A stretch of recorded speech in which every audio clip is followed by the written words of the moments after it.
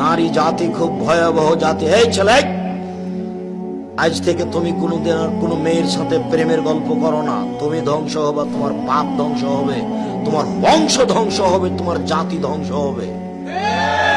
ওকে তুমি চিনতে পারোনি, ও কি জাতি? ও নারী জাতি। তুমি ওকে চিনতে পারোনি, তোমাকে ধ্বংস করার জন্য এসেছে। তুমি ধ্বংস হবা, তোমার বাপ ধ্বংস হবে, তোমার বংশ ধ্বংস হবে, তোমার জাতি ধ্বংস হবে, কেউ রক্ষা পাবা না। তুমি ওকে চিনতে পারোনি। আল্লাহর নবী বলছেন, মা তারাক্তুবাদি ফিতনাতান আযারাল্লাহ রিজালা মিনান নিসায়ে, আমার জীবনে আমি ছাড়িনি কোনো বস্তু যেটা পুরুষের জন্য বেশি বিপজ্জনক হতে পারে নারীদের চেয়ে। আমার জীবনে আমি ছাড়িনি কোনো বস্তু যেটা পুরুষের জন্য বেশি বিপজ্জনক হতে পারে নারীদের চেয়ে। আমার জীবনে আমি ছাড়িনি কোনো বস্তু যেটা পুরুষের জন্য বেশি বিপজ্জনক হতে পারে নারীদের চেয়ে। নারী হচ্ছে পুরুষের জন্য সবচেয়ে বেশি বিপজ্জনক বস্তু।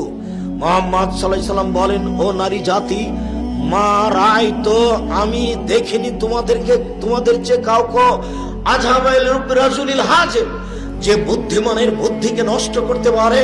তোমরা এমন জাতি যে বুদ্ধিমানের বুদ্ধিকে নষ্ট করতে পারো। ও নারী জাতি, তোমরা এমন জাতি যে বুদ্ধিমানের বুদ্ধিকে নষ্ট করতে পারো।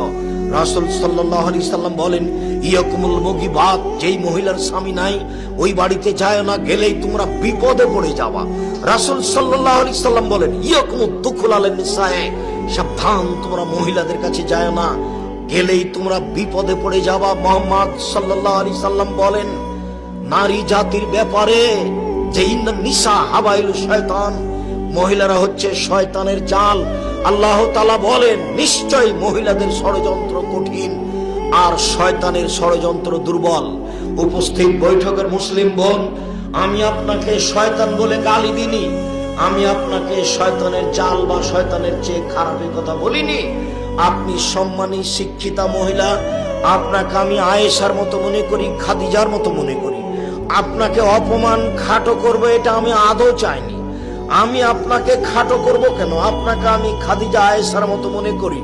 আসলে বলতে চাচ্ছি, ওই যে আপনার পাশে বসে আছে দেখেন, এখনো মাথায় কাপড় নাই, ক্লাস 10-এ পড়ে।